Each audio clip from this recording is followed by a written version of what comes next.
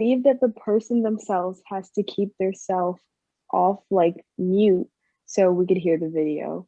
Okay, So just like be quiet on the other side, just have the video off. Everybody should be muted, but mute yourself. More than 109,000 people have been waiting for an organ transplant as of September 2020. Each day, more than 22 people die waiting for a transplant. African Americans make up the largest group of minorities in need of an organ transplant. In 2019, the number of organ transplants performed on African Americans was 25.8% of the total number of African Americans who were waiting for a transplant, while the number of transplants performed on white Americans was 47.6% of the total number waiting. More than 165 million people in the US have registered as organ donors, but only 3 in 1,000 actually become donors when they die. Living organ donation and transplantation was developed as a direct result of the critical shortage of deceased donors. However, studies show that African Americans have a 46% lower odds of living donor transplantation, and racial disparities in living donor transplantation continues to increase over time. African Americans are the least likely group to receive an organ donation from a living donor. There is a myriad of reasons that are promoted as to why there are fewer African American living donors. The impact of racial discrimination on American institutions is well documented, so it should be no surprise that the American healthcare system, and particularly organ donation and transplantation, has not been immune to such effects. African Americans have reported greater mistrust in the equity of the organ donation system, and a look at the statistics serves to further substantiate such widely held suspicion. According to federal data, African Americans account for just 13% of the US population, but they make up nearly 30% of the more than 109,000 US patients waiting for organ transplants. So the excuse of disease prevalence does not adequately address the blatant disparity of the numbers. After losing both kidneys in a catastrophic auto accident at 20 years old, I vigorously pursued organ transplantation as it was the best treatment option for increasing my longevity and enhancing my quality of life. The national average estimated wait time for a transplant is 5+ years, and for a deceased kidney donor, it is 7+ years. Naturally, my mother offered to be a living donor for me to expedite the process. I willingly underwent a rigorous eligibility evaluation. After successfully completing the medical and psychological examinations, I should have been approved, but I was initially denied for purely biased reasons. To be an organ donor, it does not cost you money. I had health care coverage. Our family income bracket was in the top 10% of US households. Yet, the transplant coordinators assumed that my family and I would not survive without my income during the expected surgical recovery period. These racist and erroneous assumptions based upon stereotype profiles caused me to be denied. And unfortunately, my experience is not atypical for potential African American living donors. Without uniform criteria to evaluate living donors, each transplant center independently determines their own. Hence, the numbers of living donors by race demonstrates the application of inherently biased criteria, making immediate reform needed. More than 8,000 people each year needlessly die waiting for a transplant, in large part because of the impact of systemic racism in the organ and transplantation community. How many fewer people would die if we eliminated the racist and biased application of evaluation criteria? There is an immediate need for a national strategy for the development and adoption of culturally appropriate uniform evaluation guidelines, as well as the development of support communities and services that help African Americans navigate a complex organ donation and transplantation system. Potential African American living donors and the more than 100,000 people who are on a transplant waiting list today should not be left to the biased devices and mercy of individual transplant centers.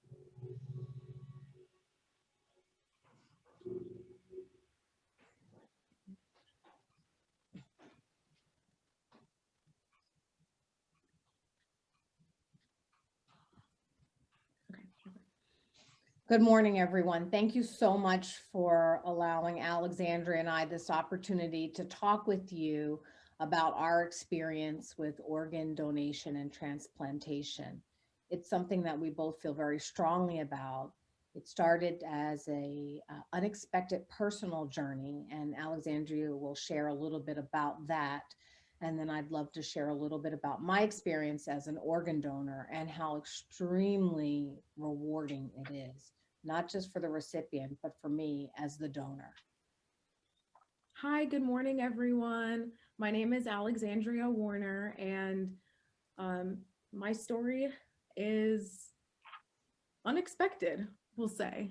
So on November 16th of 2018, I was away at Spelman College. I had just transferred there from the University of Pittsburgh, completely fell in love with the school, and was studying on a Friday night after class with a couple of my girlfriends. We decided to just take a study break, go grab a quick bite to eat, and on our way back, a block away from campus, we were stopped at a red light and we were rear-ended by a high-speed police chase going 80 to 100 miles per hour. I was sitting in the back right seat, and when the car spun, it hit a utility pole on my side and the car caught fire. But luckily, there were enough force peoples in the area to help get me out of the car using the jaws of life. And they were able to contact my mom that night, who was able to come out the next morning to come and see me. So I sustained a ton of super terrible life-threatening injuries, but the biggest of those is I had both of my large renal arteries severed, and I lost both of my kidneys that night. Before that, I really was not well versed about what it meant to be on dialysis. And it took a while, even while I was on dialysis, for me to understand what that really meant. I think it held a lot of, like Lee kind of touched on, physical barriers. I was very exhausted all of the time. I really didn't have any energy for anything else. I would do dialysis for about 3.5 to 4 hours, 5 days a week. So I really didn't have much time to recover in between, and I would really end up napping after doing the 4 or 5 hours for about 5 hours. So you really do end up losing your whole entire day. And really, if I hadn't had my mom and my family as such a great support system, I don't know where I would have been mentally, but somehow they were able to help me keep my spirits up. And my church family was also so important to us, which is why it's so important for us to be here talking to you all today. But beside that physical barrier, that makes you put your life on pause almost. And that's why when I was able to get my kidney donation, it was like a second gift of life. And that's the only way that I can ever put it. Being tied to dialysis has huge mental barriers as well, and mental fatigue. I was really struggling with the idea that my life was chained to a machine. You're very literally chained to a machine. You can't go anywhere. You can't really travel too much. And it makes you just feel so emotionally exhausted after you're finished. So naturally, we were exploring kidney donation, and I'll let my mom share a little bit about the challenges that we faced in that aspect, because that also was probably the most frustrating part for us. It was also the most rewarding. Just to add to Alexandria's story, uh, the the fatigue that she experienced also impeded her ability to her healing, her body's healing, because as you can imagine, she had massive fractures and many organs were also damaged, and she had a brain injury. And so it took some time for her body to be able to heal, and having the fatigue, I think, delayed it. I will share with you that immediately following the kidney transplant, there was a difference, not only in terms of her energy, but even mental clarity and her ability to focus.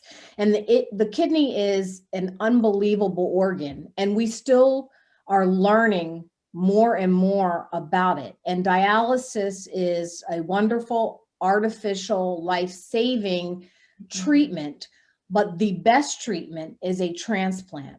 And I can tell you from firsthand experience, watching her recovery exponentially accelerate following that transplant, including her brain injury, is just unbelievable.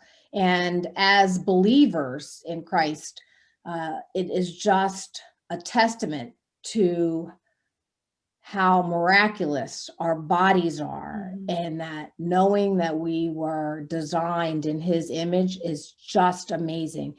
And we don't know all that he has given us in terms of how he has woven us in his image. And so that has just been quite a process.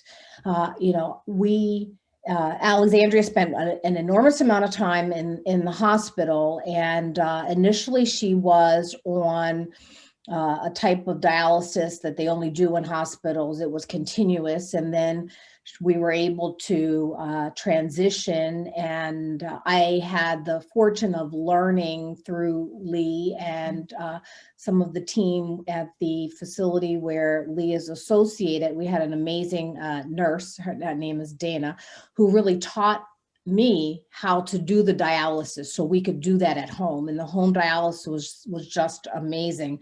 But seeking the ability to pursue a kidney transplant, we knew and were confirmed that it was transformative. And it is extremely important for us as a community to really come together as a village and to find ways to support our community in organ donation and transplantation. We have, as African Americans, the highest need for organ transplants, and yet we are the lowest in terms of contributors as organ donors, whether upon decease or as living donors. And although ethnicity is not the only factor in increasing one's odds, it is a factor. And I think that it's important for us to really dispel some of the myths and to know that we have an opportunity to be vehicles to change the lives of others.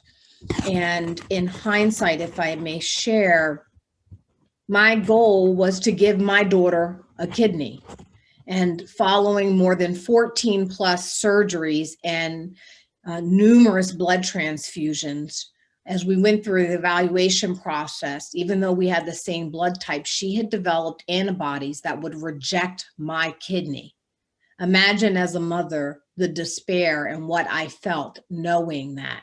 And in our region, the wait time for a deceased donor for someone who has O blood type is 7 years on average plus.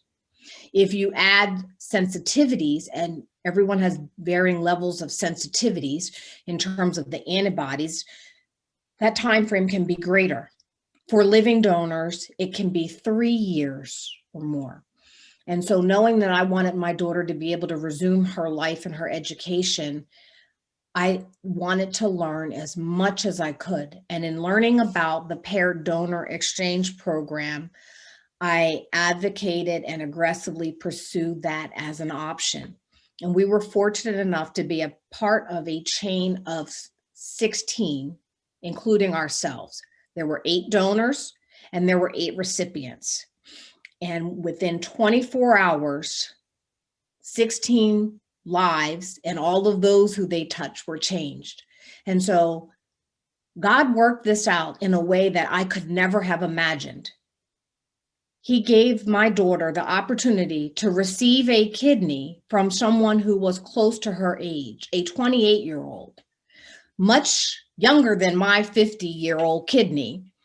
And yet I was still able to donate a kidney to an anonymous recipient in another state. And knowing that I changed the life of another person and their loved ones, and how God used me to do that was just an immeasurable blessing.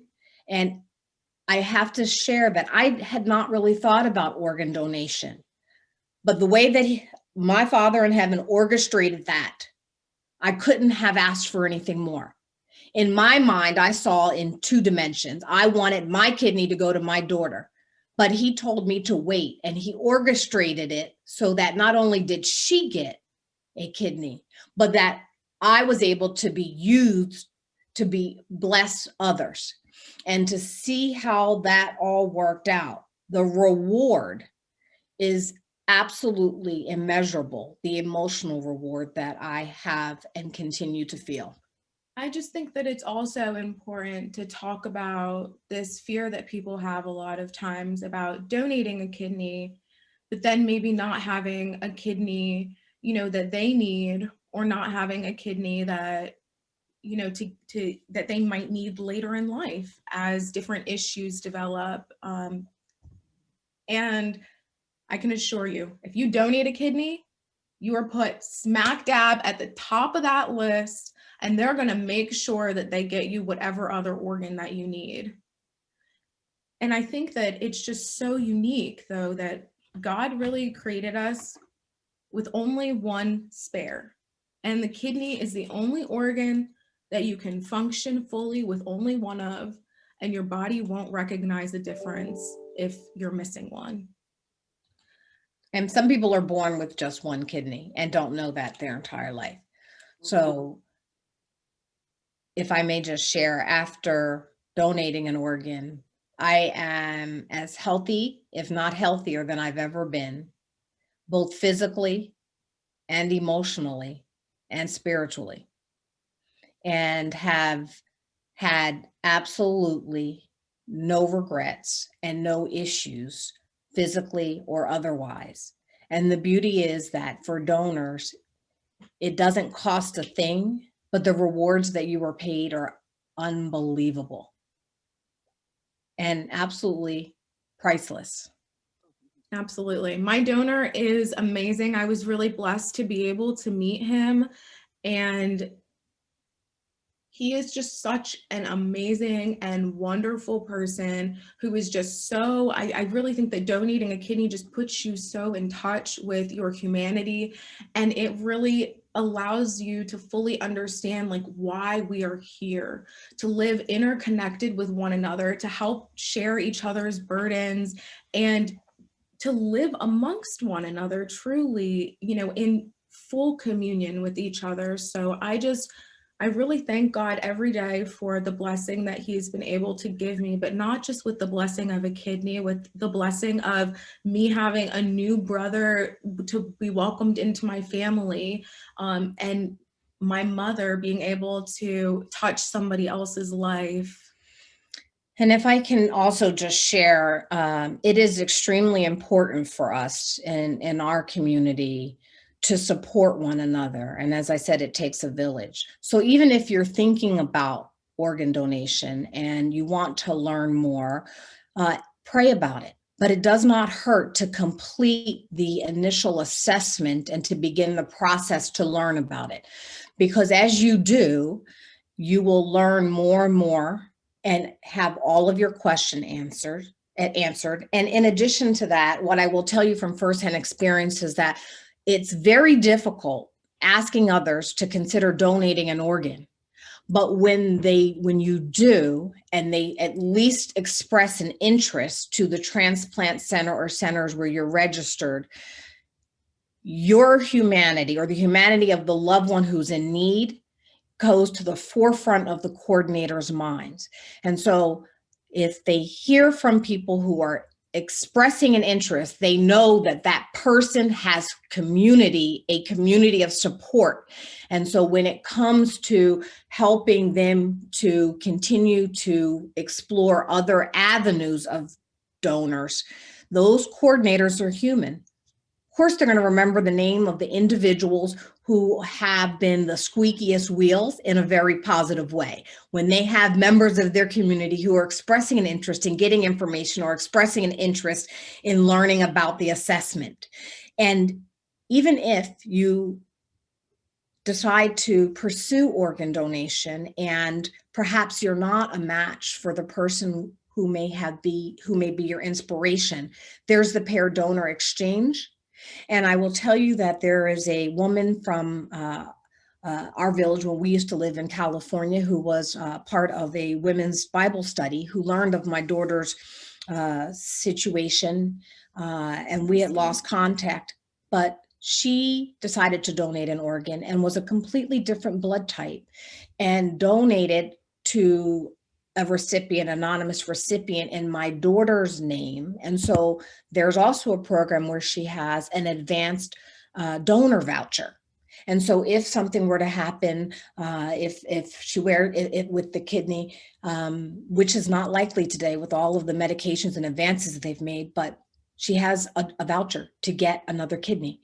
And both this friend of mine and myself, if anything were to happen, because we have gratuitously donated, they will take care of us. We will get additional factors that will help put us toward the top of the list. Right. So we would just encourage you, as we kind of close off on our story, we just wanted to really encourage all of you to feel confident enough in yourself to go ahead and, if you feel moved to, just go ahead and make that first call.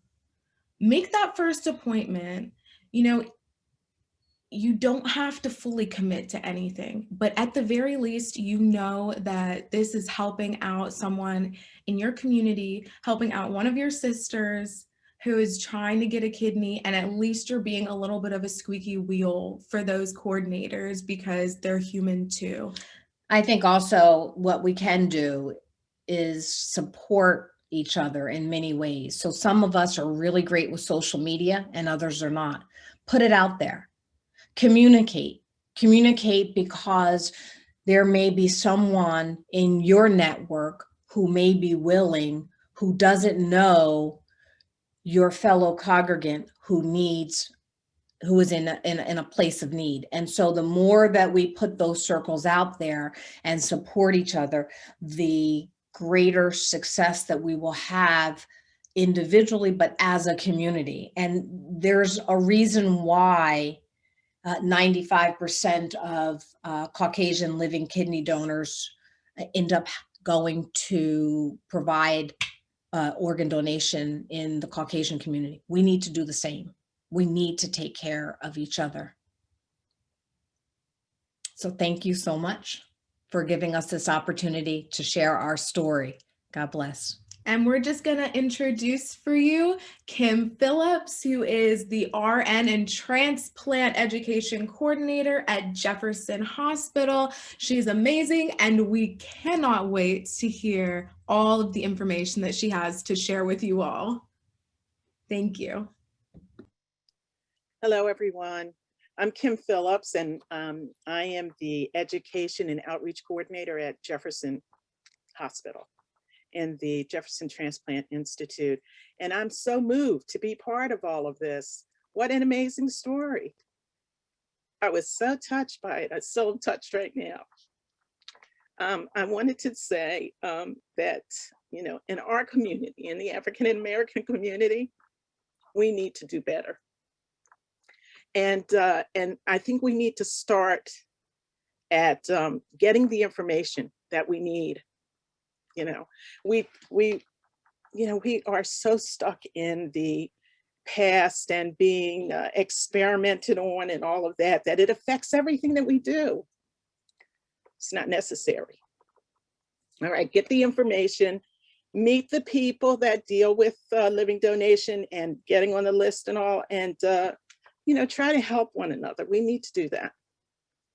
Now, my piece of this, I feel, is much more clinical, okay? Because I want to talk to you about what it is when you come for a living donor evaluation.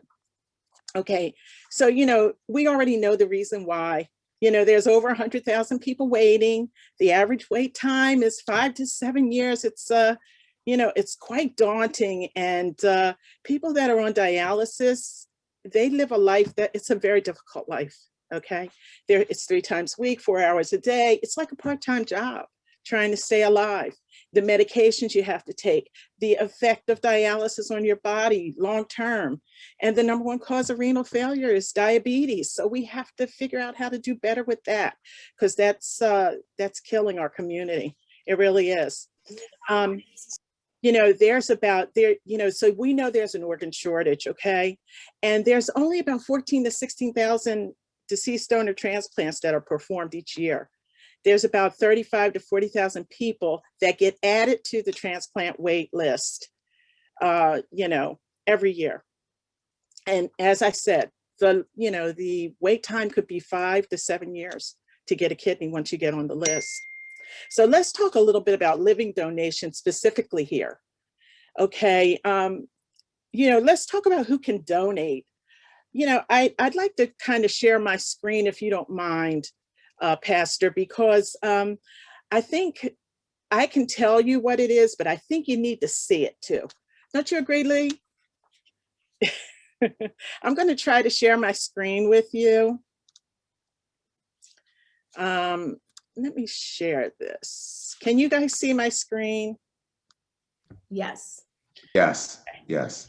Yeah, I just want, let me see, I was trying to make it bigger. But let me just say to you, because I'm not going to worry about the details. I just want you to know that you have to be over 18.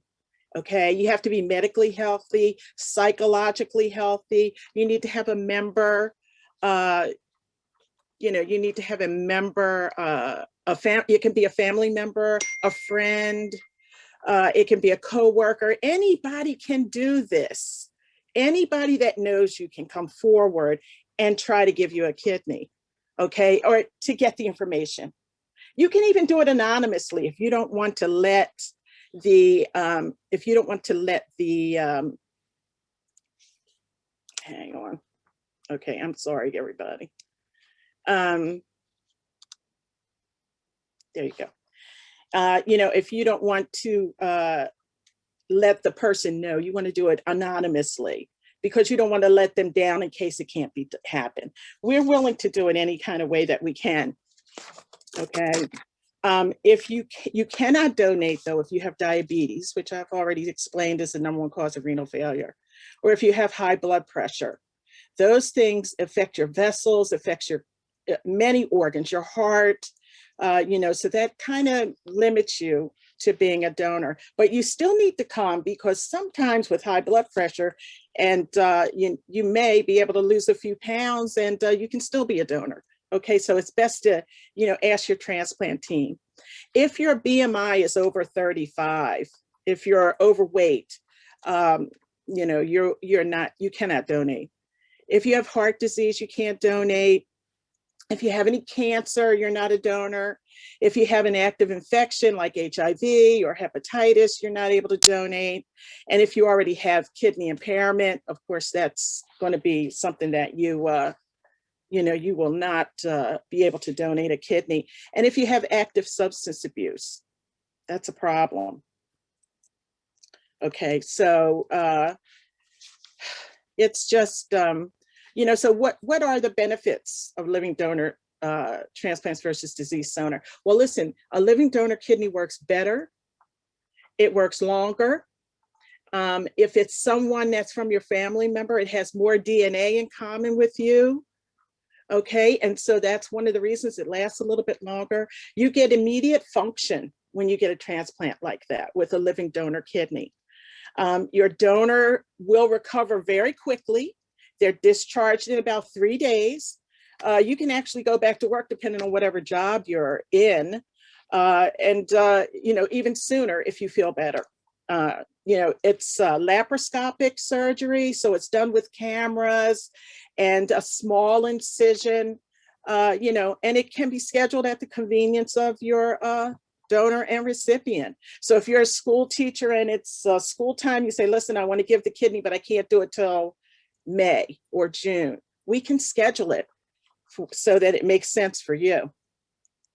Now, if you want to become a living donor, you want to fill out a medical questionnaire. Every center, whether you come to Jefferson or any, and I'm not here to plug Jefferson, I'm just from Jefferson, but every center is going to do something very, very similar. You have to fill out a medical questionnaire in the beginning, then you have to speak with an independent living donor advocate, and then they schedule a lot of tests that you need to take. It's not easy to be a donor. Okay, you just can't raise your hand and say, I want to donate a kidney. We have to make sure that you are in the best possible situation before we can, you know, look at you seriously as a donor. You know, and then after some of these preliminary tests are done, you can schedule appointments, see the living donor team, and we do both in-person and telemedicine appointments. You know, with COVID, we've learned how to do a lot of things electronically now.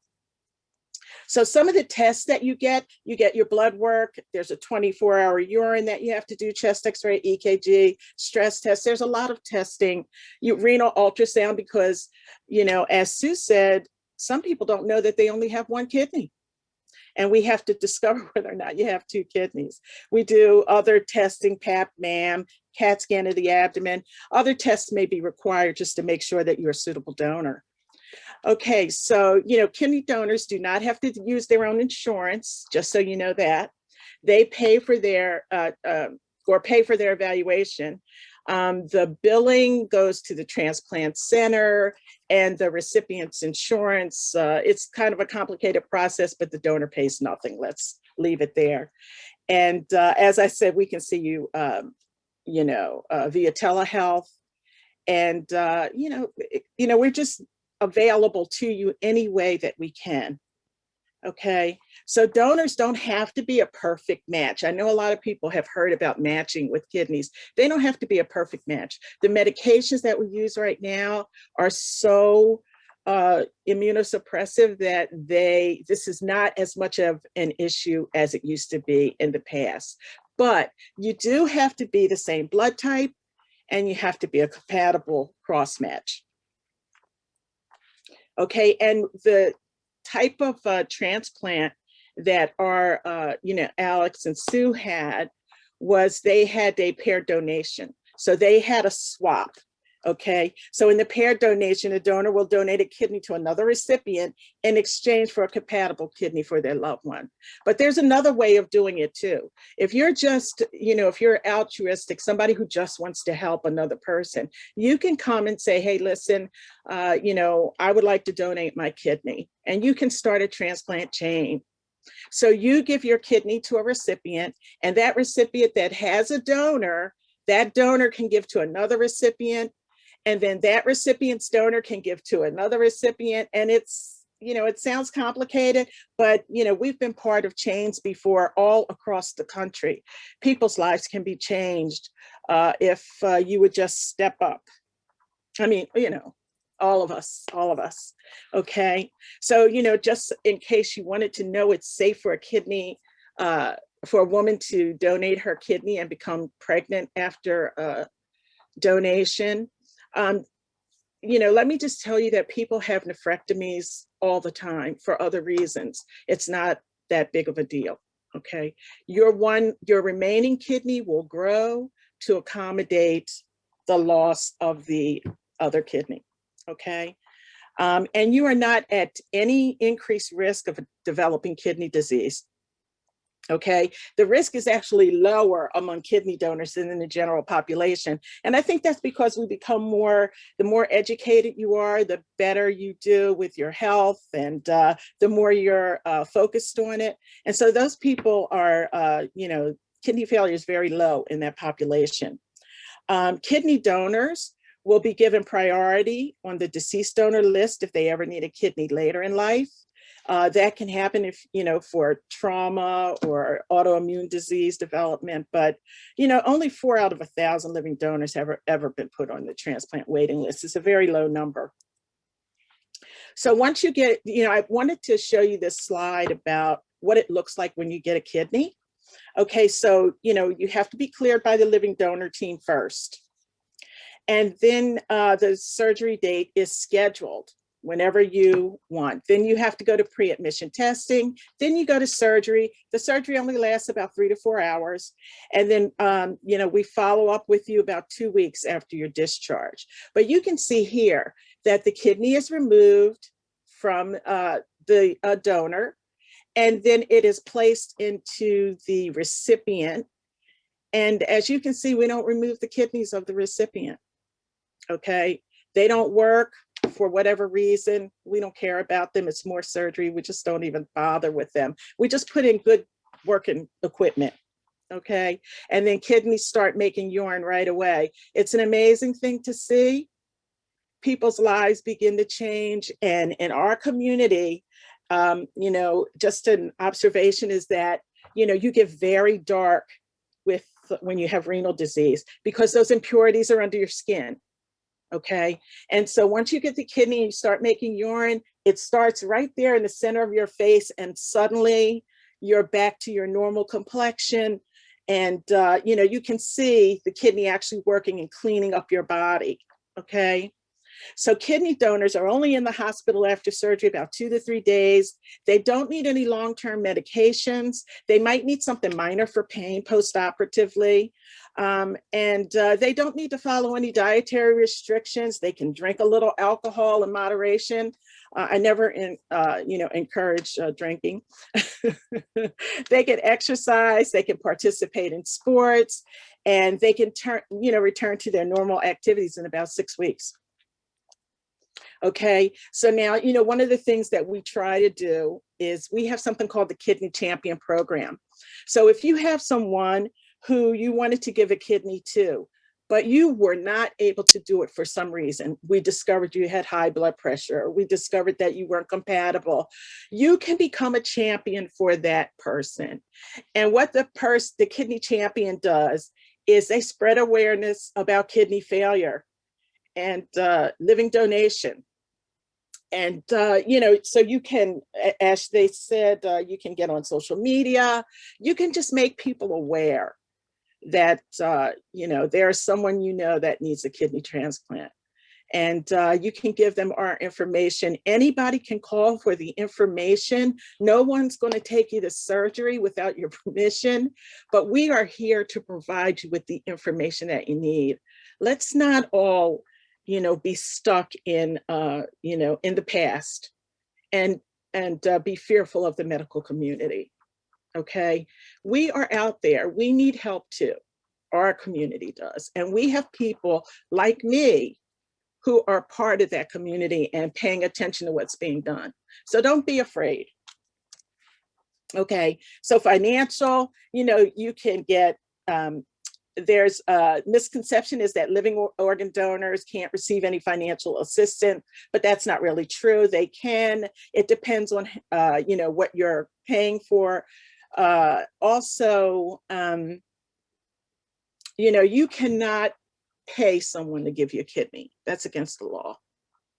But there are organizations out there that can help you pay for rent, or, get you connected with food. And give you some support, how to do a, like a beef and beer or something to raise some money for the time that you'll be out of work if you're a donor. There's lots of things. And our social worker at our center can give you more detail about that. Okay, so these are some of the things you can reimburse people for: travel expenses, living expenses, lost wages. A living donor caregiver support person can receive the same kind of financial assistance as the living donor. Okay, so if you're interested in either being a kidney champion, or if you know someone who needs a kidney transplant, or if you want to be a donor, an altruistic donor, just somebody who wants to think about helping other people, please feel free to call us. Here's our resources here. Our transplant website is there. There are videos that, are much longer than what I'm telling you. I'm giving you like a very brief, synopsis of what happens when you're a living donor. And then, of course, you can always go to the National Kidney Foundation. But anybody who's thinking of it can go to livingdonor@jefferson.edu, and someone will contact you and talk to you about it, explain more if you have any other questions. But I'm here to answer any question that you have, if you have a question right now. Okay. All right. Thank you so much for your time. I really appreciate it. So do we have any questions?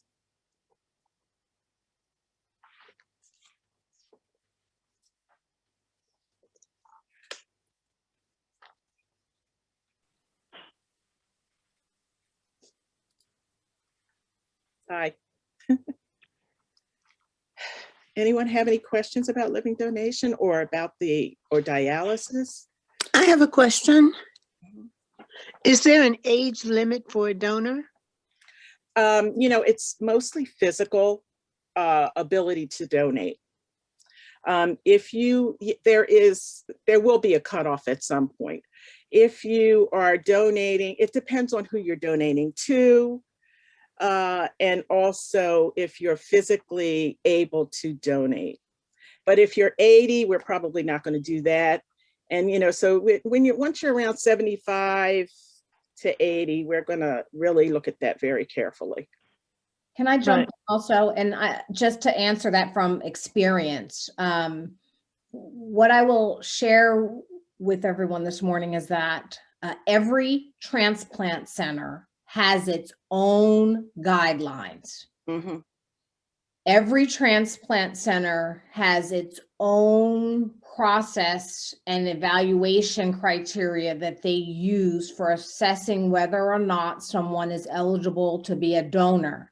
Hence why Alexandria and I talked about the disparity that exists because of the lack of standardization and how it impacts us as African Americans, because there's quite a bit of subjectivity in that process that varies across transplant centers. So I say that to say that the answer is that Kim has been kind enough to share is probably guessing that that's the guidelines for, say, Jefferson.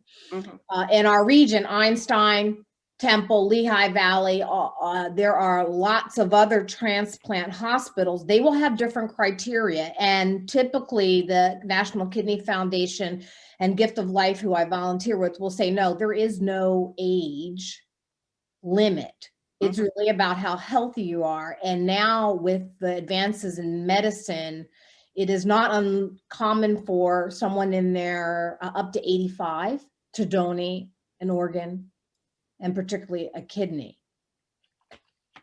And I should tell you that Mrs. Brown is listed actively at Jefferson Transplant, just so you know where she is. And right, it really does have to do with your health. Mm-hmm, it does. And, we try, that when people ask me that question, it's such a dicey question because we don't discriminate by age. It's about health. How healthy are you? I wanted to, Kim, somebody that is also a patient of mine said she could share her story because she's a dialysis patient. Her name is Christina Washington. Christina, did you want to say some things? Hi, good morning, everybody. Can you hear me? Yes. Yep. Yeah. Okay, great. I think, first of all, I just want to thank Lee, and I want to thank First Baptist Church of Crestmont for even having this dialogue, because I think it's important, especially in our community, that we are aware of the options. And I believe that this is something that all churches and community centers and synagogues, should put out there. My story started maybe a few years ago. I'm not afraid to say it. I'm 39 years old, but if anybody asks, I'm only 32. I started having some issues with my kidneys a while back, and I was overweight. I suffered from high blood pressure, didn't know I was a type 2 diabetic. I was ignoring a lot of the signs, a decrease in urine function, and I just attributed to, oh, well, I'm young and it'll never catch up to me, and I'll change and I'll change. Fast forward maybe in 2017, 2018, I I was told that I should go see a nephrologist, put it off. It got to a point where I had a bariatric surgery, I lost a ton of weight, but right after the surgery, they said my creatinine level was through the roof. My kidneys were shutting down. And I was rushed to the hospital, and I was in there for 5 days. The nephrologist that I was seeing came and said that we need to start you on dialysis.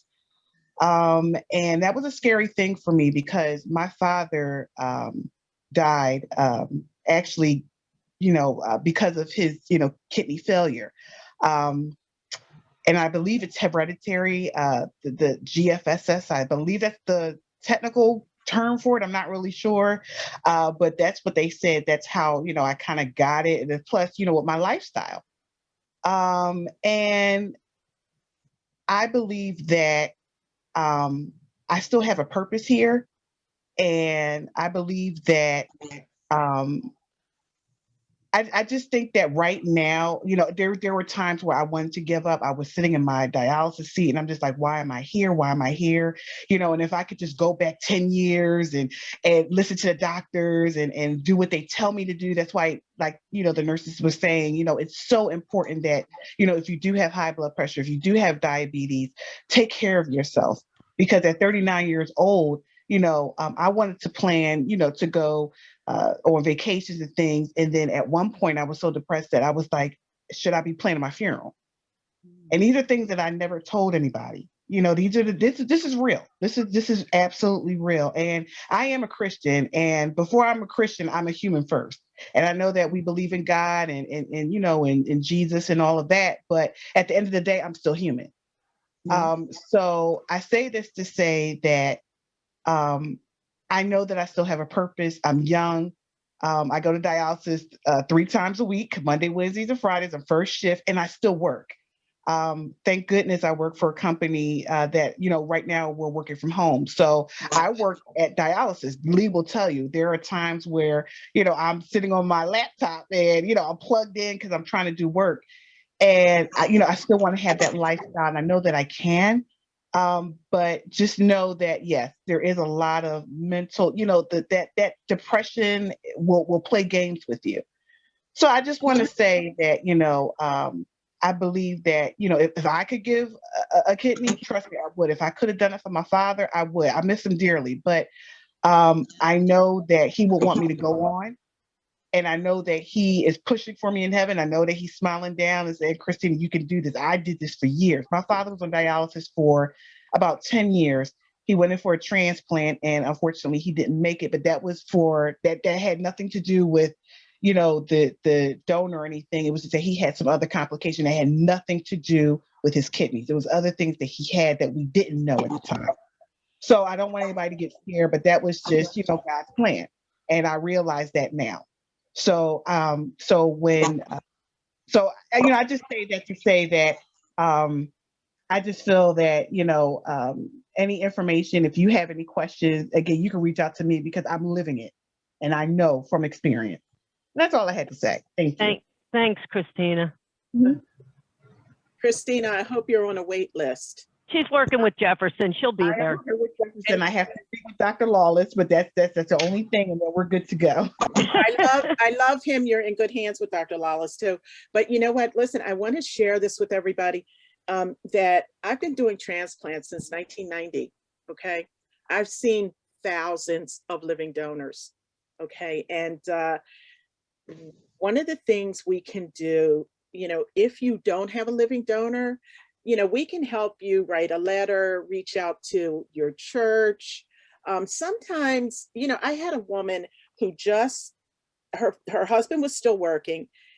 They started the wait list and she wanted to give him a kidney, but wasn't able to. But she mentioned it at a party where they were a work party, because he was still working at the time, that her husband was in need of a kidney. One of his colleagues came forward and gave him a kidney. I mean, so I think that being vulnerable about a weakness that you have, I mean, we don't like to talk about it really, that we have medical problems. People see us in a different light, we feel. I think in this case, you know, I think this is something we need to get past that. Just get past that, because you don't know how many kind and wonderful people will do that for you. You just don't know. I'm always surprised. Because it's a big deal. It's a big deal. And it's a huge ask, you know. Kim, can I step in here for a minute? Oh, hey, Ms. Brown. Hello, hi, Lee. Can I step? The question also. Okay. Oh, I'm sorry. I wanted to say that this session is kind of filling me up for the simple fact that you guys are on it. You care enough to come on it to get some information. And, you know, hopefully you'll go around and, you know, you may be able to spread it. One of the biggest myths I had was when I found out about asking someone for a kidney. I related back to when I lost my kidney. I lost my first kidney around 20 years ago.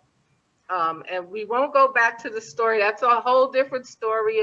And if you want, I do have a journey that I can send to you. I call it my kidney journey. But about 20 years ago, I lost my first kidney. I remember that operation. And I said, oh my God, when they said about asking someone for a kidney, I thought, who in the world would want someone to cut them? Because I thought about how I had gotten the operation 20 years ago to have my kidney taken out. And I thought, no one's going to want to do that to me. You know, no one's going to want to do that. And then when I talked to the transplant team and stuff like that, and I was saying to one of them about it, and they said, oh, no, it's not like that anymore. So it's a totally different way of removing a kidney. And they explained it to me, and I thought, oh, wow. You know, so just like what Kim was explaining when she was showing the diagram, it's just totally different. You know, how times have changed. And I'm just amazed, but I thank people for being on this. And I thank you for the information. Yeah, actually it's done laparoscopically. Yes. People come in on Tuesday, they go home on Friday, and that's it. Okay. And so it's very easy to do. They put 2 cameras into your abdomen, and there's a small incision, you know, lengthwise by your, you know, by your belly button. They actually reach in and get the kidney and bring it out. And then you just get sewn up and, you know, and then Friday you go home. Next day you're out of bed. You know, we don't play, cough and deep breathing, get it going. And we get you out of the hospital really, really quickly. But, you know, the recipient, the story's a little bit different because the recipient might stay in a little longer until we get the medications together.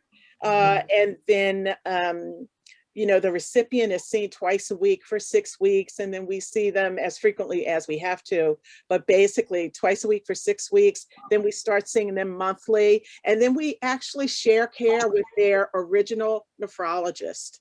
So it actually gets to that point, but it takes a little while to get there. But, you know, we actually do send them back to their nephrologist, and then we follow them, you know, for any issues that they have with their kidneys. Every time a recipient gets blood taken, that blood work is sent to us, and every day we review thousands of blood levels, vitamin D's, Prograf levels. You know, we do it. It's done. It's very detailed work. Let me just say that, because, you know, and I'm sure that, you know, Sue can tell you that, you know, when you come to the kidney transplant office and you're a recipient, okay, everybody's on a different dosage of medication because it's very individualized to you.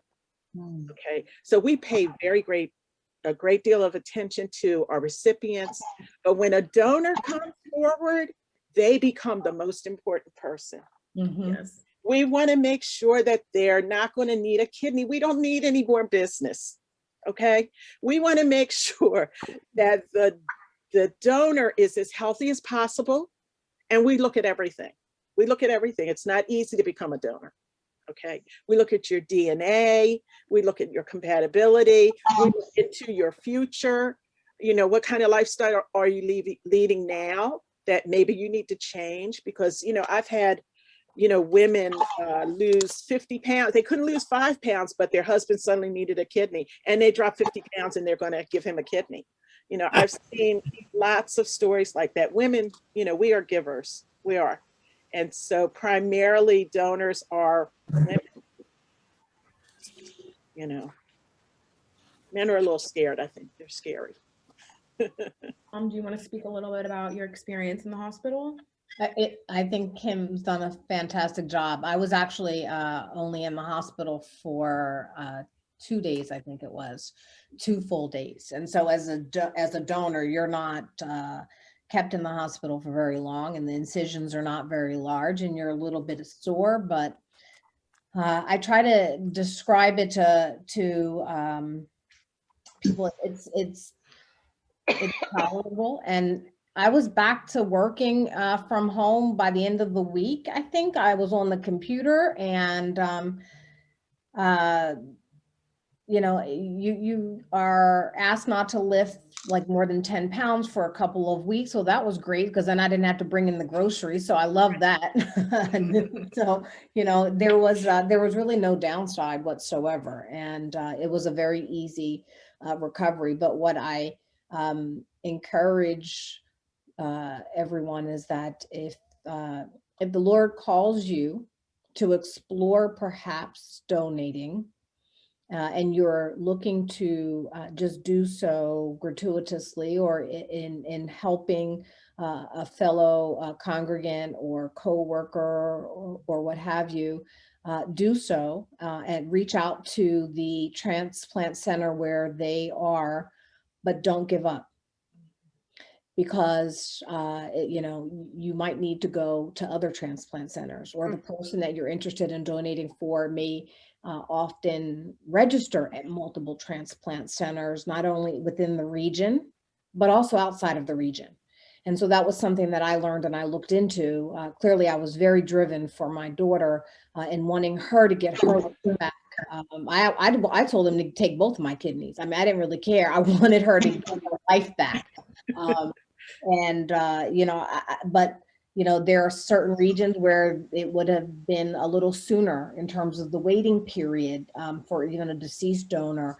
And I was trying to figure out how to make that happen. But in exploring the options in our region, you know, as we were registering at other transplant centers, I had the experience of being evaluated at more than one place and have firsthand experience in terms of the differences in what's required and how they evaluate you. So I just encourage you to just really pray about it and to think about how you can be used and share the blessings that you have for someone else. Yeah, absolutely. Do not take no for an answer, because I cannot tell you, and you know, Ms. Brown, this is for you, but also for everybody who's on this call. Do not take the no as an answer. Do not take the 5 to 7 to 10 years as an answer, because at the end of the day, none of your doctors are the ones who are making that final decision. I cannot tell you how many doctors told me that I would not be here today alive. How many doctors who told my mom that I would not be here today, that I wouldn't be able to sit up, that I wouldn't be walking, that I wouldn't be doing any of this breathing, be able to talk to you and communicate with you at all. And at the end of the day, you just have to remember the final call is God's call. Yeah. Yes. Amen. Yes. Amen. So please do not let yourself get taken down, taken aback, get knocked back. And it's only human to feel, you know, depressed and to feel anxiety and anxious because of, you know, situations sometimes that God puts us in, but he gives his strongest warriors his toughest battles. Yes. And yes. the devil will continue to tell you no. will continue to encourage you, and you just have to keep pushing and say, you know what, that was great. I learned to have to tell myself to say, I appreciate your opinion, but I need a second opinion, and it's gonna have to be God's. Yes. All right. It's so important that you are your own advocate. You know, I think that healthcare can sometimes seem frightening because you don't know enough about it. And so you're depending on the people that you're talking to in the healthcare community to give you all of the answers. But, you know, that's their job. That's not the end. That's not the end. And I think it comes advocate and having community like this. Yes. Right? So now that you have other people that you can reach out to. And so thank you so much, Pastor, for facilitating this opportunity. What a blessing. Yes. Because if you have questions, and I learned that, yes, the professionals in the medical field have lots of experience, but you do need advocates. And I cannot impress upon us that it takes a village, and we are our village.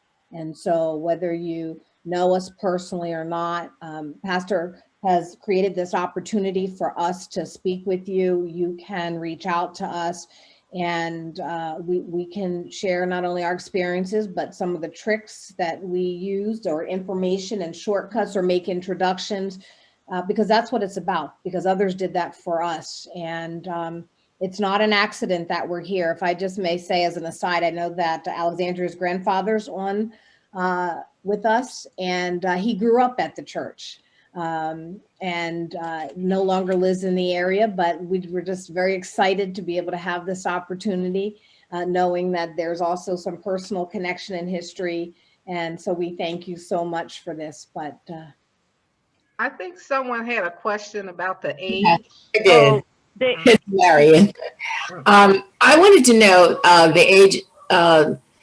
You said 75. Is that the cutoff? It's really not a cutoff. It's not a cutoff because really it's about it's a your health. How healthy are you? That's what it's about. Because even if you're a little bit older, we just do further testing. The detailed testing. So I would not, you know, I don't like to put a number on it. I really just hate to, because there is no number. If you are, there's some people that are 70 and there's some people that are 70. Okay. So, you know what I mean? So what I'm saying is it's about your health. If you come forward and you want to donate a kidney, go to the transplant center, ask them, because everyone has their own health history. And that's what they're going to be basing their decision on. I guess I have a question, and it's based on what Alex and Sue were talking about. Is there a push for standardization nationally? Because, you know, I hear you, Kim, saying about the age doesn't matter, but since each place can come up with their own criteria, the age may not matter where your facility is, but they might have the age. Would people use stuff like BMI, which when you apply it to African Americans really is not a fair standard in terms of health. There's so many other criterion. So I guess my question is more of, is there an advocacy or a fight for standardization? Because wherever there's no standardization, there's discrimination. And who does it normally fall to? It falls to us. So I know you know how I get about this stuff. So I'm just wondering, is there a push for that? So there is not at this time. We're the push. Right. We've been pushing this. There's not really an organization that is pushing this. So I've gone to the Gift of Life, the National Kidney Registry, the National Kidney Foundation to try to push for this. But what I was told was that it needs to be more of a grassroots, and we need to get organizations in our community, churches, faith-based institutions, African-American organizations, sororities, fraternities to stand behind us to start to push that message. So there is not. And I think it's something that's extremely important because there are 3 components, right? There's the medical evaluation, there's the psychological assessment, and there's the financial consultation that is all a part of being a living donor. Every transplant center has its own criteria. Now, there is a framework that that has been promoted through the National Kidney Registry, National Kidney Foundation. You should look at a couple of factors in terms of their family medical history. You should look at obesity. You should look at kidney disease. But then there are other kinds of factors or things that they may look for. Have you ever had yellow fever? Have you ever had bronchitis in the past 10 years? So there are different ways that these different transplant centers will kind of begin to weed us out. And let's be honest, we do not take care of our bodies as we should in our community. Now, some of it's not our fault. It's a socioeconomic kind of barrier that we need to overcome. It's not access to the produce or reasonably priced produce, et cetera. But we do need to do a better job. And so, yes, we do have higher incidence of obesity and kidney and issues and diabetes. But if we begin educating at a young age, the importance of taking care of our bodies for many reasons, and organ donation may be one of them, it will make it a difference. The psychological assessment is another component that a living donor goes through. There's no necessary standardization around that. So I have one social worker at one transplant center who asked me a series of questions and a different series of questions at another transplant center. And clearly, I am a mother and was in a situation where my daughter had been healthy and her kidney loss was as a result of her trauma. But I can tell you that one of the centers, they tried to talk me out of it. And I said, there's no way you're going to talk me out of it. And when I explained to them my faith, and that I was not angry that this had happened to her, but that I knew that God had a different plan and they were not going to block my blessing. Amen. Then they said, okay. And then I got to the financial consultation piece and was told that no, even though as a donor, you pay for absolutely nothing.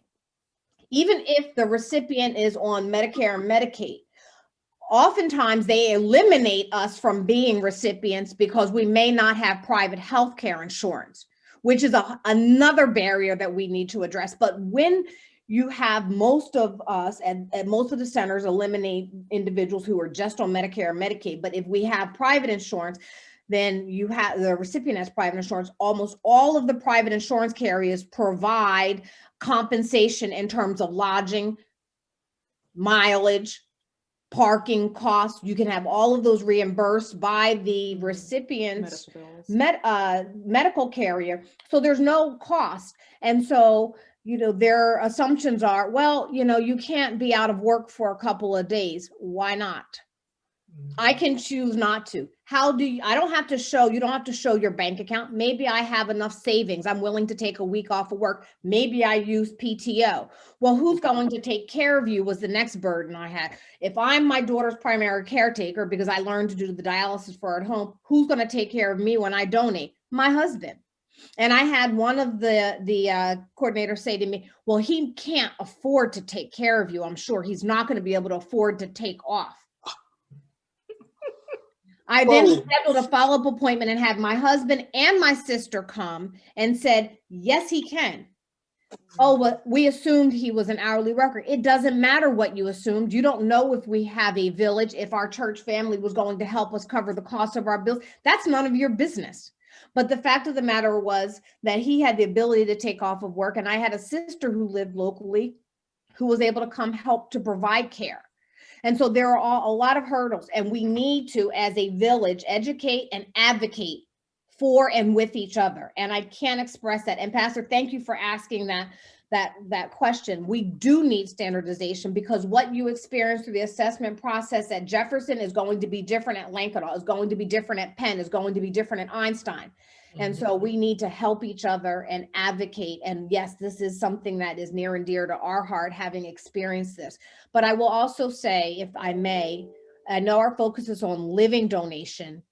Please, please do not walk away without at least considering signing up and registering to be an organ donor upon your death. When we go to heaven, we don't take this body with us. We are made perfect. Leave it. And even if we do, understand there are two myths. One, that if you end up in an accident, particularly for us as African Americans, we think, oh, they're not going to save our lives. Let me just tell you that that is absolutely not the case. That is not the case, because the individuals, medical professionals who handle the organ donation process are not the ones who work in the ER, and they have no communication. And I will tell you that if you're on this call today, take a look at my daughter, because she is proof that that is a false myth. Because if anyone should not be here today, she should not be here. And those doctors, and she had an organ donor designation on her driver's license. Guess what? They didn't find her driver's license, so they had no way of knowing. The paramedics, the folks in the ER, they did everything they could to save her life, not to use her as a young person for organ donation as an African American. And clearly they knew, and they knew that she had her Spelman attire on, and they knew at those hospitals that that was an HBCU. So they did everything they could. So that is a myth. And the other thing that I want to leave you with is that for every 1,000+ individuals who have organ donor designation on their license, less than 3 will die in such a way that any organ can be harvested from the professionals and used in the transplantation process. So you have a greater chance of winning the multi-mega lottery than you do actually almost of even having your organ donated. So let's do what we can while we're here and share those blessings, but make sure we leave a legacy of blessings when it's time for us to meet our maker. Hey, man, I'm glad you shared that. I'm glad you shared that, because that's, you know, growing up in West Philly, that was one of the myths that we grew up with, that don't put organ donor on your driver's license, because they're not going to try to save you. That's and we're dealing with one of those myths even in the midst of, and I don't want to veer too much off of this, even in COVID vaccination, that there's myths going around that they're injecting chips in your body so they can track you. So you're right. We really have to combat these myths that are floating. And I just want to say, and to Allison, Sue, your story is so inspiring, and is inspiring so much more because of your faith. It really is one of those, and he works all things together for good. And we say it so much sometimes, but then we're in the midst of everything falling apart. It really gives God the opportunity to say to us, these are not just black words on a white piece of paper. This is what I really do in the midst of trying situations. So your whole story is so inspiring. I thought I was doing something for everybody here, but your testimony did something for me. So I'm so grateful that you guys are on here. I know we both appreciate that. And I'll tell you that, you know, this was for us to talk about organ donation, and maybe we'll have an opportunity to be invited back to share our spiritual testimony that includes this. And, you know, when you shared that we believe that he works all things for our good, I will tell you, and there's so much more to the story, that we actually are, I love the fact that we are living proofs of this. And, you know, when we think that, and we remind ourselves that we were made in his image, and I said to Alexandra along the way, it's the shortest verse in the Bible, but Jesus wept. And if he wept, we can too. And so during this journey, you know, I, as a mama bear, wanted to control everything, right? I'm going to make sure Leah tell you when I first walked in, I'm going to learn dialysis. My daughter is not going to a dialysis unit. And by the way, she had the port still. So I'm trying to get her home from the hospital. I don't care how long. I know it may take most folks 6 months to learn dialysis. I'm going to learn that in 6 weeks or less. And, you know, I was mama bear, and I was orchestrating it. And I was a little mad at God. I was talking to him a little bit at that point, but I was mad. How, Lord, how could you allow this to happen to my daughter, the one who serves you? And I'm gonna be honest with you all that I have a son, my sons I love to death, but I thought about my oldest son and I said, why couldn't it happen to him? I don't want it to happen to anyone, but he doesn't really quite know you yet, Lord. And this would have humbled him for me to help get him to know you. I mean, these were my conversations with my Father in heaven above. And, you know, as we walk through this, and I said, I'm donating a kidney. I'm donating kidney. I lost a little extra pounds. I'm not smoking. I do this, I do that. I don't care if I end up with kidney disease. Y'all gonna take this kidney because you're gonna give it to my child. And then when they said I didn't have the match, oh, you should have heard me crying and fussing. And I was talking to the Lord and I said, Lord, I did everything you wanted me to do. How? I know I'm a good and faithful servant. Give my child a kidney. And it took months. But when I saw the way he orchestrated it and allowed us to be used. And I wrote a letter to my recipient. I haven't heard back, and I'm okay because I know that that person in New York, their life was changed. I did hear back from the surgeons and the transplant team that my kidney was successfully implanted and has been working wonderfully. It impacted that person and their family. And my letter I wrote to them, and I talked to them about faith and how I was so grateful that God had done that. I don't care if I ever hear from them. I know that that's made an impact. But I say all this, and I'm sorry for being long-winded, but you know, we had, as a part of our chain of 16, it wasn't just in the Pennsylvania area. There were folks in Tennessee, Minnesota, New York. It all happened within 24 hours. I said, look how my Father in heaven orchestrated this. And I was 50. He gave her a 28-year-old kidney. Now that's better than what I could have given with my 50-year-old kidney. So I know I needed to step back and say, all right, Lord, you do your thing. I'm not in control. I'll give you double for your trouble. Double for your trouble. But that ripple effect, oh my God. And it's just really, it's been such a blessing to be able to see my faith really grow. I know having a near-death experience, I know my Father was there. There were so many times when, like I said before, that, you know, I mean, doctors didn't know if I was going to make it. There were times when we were sitting in the hospital and my mom has been like literally screaming to get nurses because they don't think we're going to make it again. Like, but the way that God has been able to use this, I'm hoping that we will be able to get some more of that standardization and be able to get some more transplants for the African American community, and that we can help to change this story of constantly being, you know, manipulated by the medical centers and by healthcare, so that we can have more of our people in healthcare as well as being helped by healthcare. Because when you're able to objectively look at the science and you leave racism and discrimination out of it, we should be able to have this standardization for everybody, regardless of what your race is, your sex is, your creed, and I'll even say regardless of your religion, everything. Because we all deserve to have that chance. And, you know, just to encourage one more time, and for anyone who thinks that they're interested in donating a kidney or even becoming an organ donor on their license, that what a better way to understand the gift that God gave to us. Because I can't think of another gift that you give that, you know, is strictly from you, straight from your body, like God gave for us, and to someone else. And you may not ever get to see necessarily the result of that, but regardless, there will be prosperity and blessings. Well, I just wanted to say one thing also. As a social worker, I have worked with hundreds of people on dialysis, thousands. And if you know anyone that is on dialysis, and I happen to be one of the social workers who's very pushy, and I am somebody who, you know, really just says, please get on the list, but not all social workers are like me.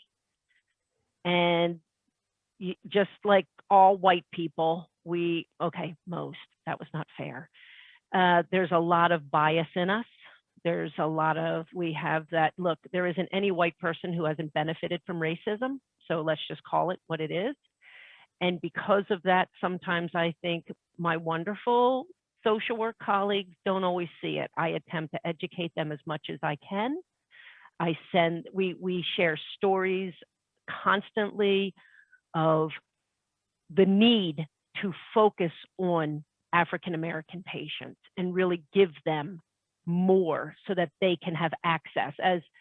And so the reason I brought it up is if you do know anyone who's on dialysis, encourage them to get on the list. Now, if there's a reason that they don't qualify, that's different. But don't let, a social worker who's not like me get in their way. Don't let them not make that referral. Like that person needs to know it's a good thing and get on there, because I always say, you don't have to take a kidney, but if you're not listed actively, you can't accept the kidney. Right. So they need to get listed. And so I just wanted to share that. Just please reach out to anybody you know. Thank you for your time. Very grateful.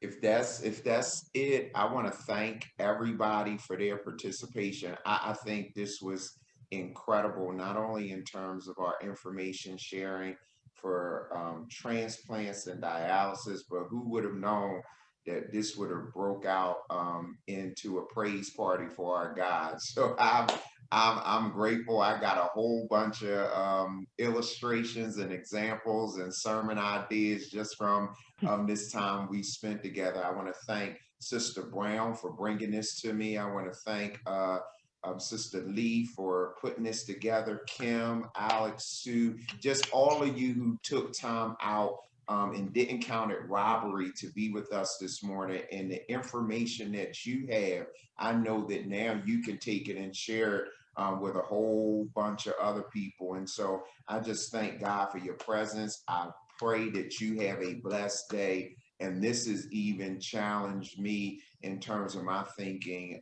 in terms of donation. I'm blood. So everybody's calling me all the time. Red Cross blowing up my phone. We love you. That's right. Yeah, I always praise God for it, because I'm like, I can give my blood to anybody. So it turned me into a whole sermon about the blood. But I'm just grateful for this. And so I'm really going to really consider and think hard about this, to have the ability to save somebody's life because of the way God has created us is an incredible privilege. And so I'm thanking everybody for being here. I hope you all have a wonderful day. Lee, I hope we can talk again soon, and maybe we can put something together later on this year and do this again. Thank you for your time. Thank you for everything. Thank you so much. Thank you. God bless. God bless. God bless. I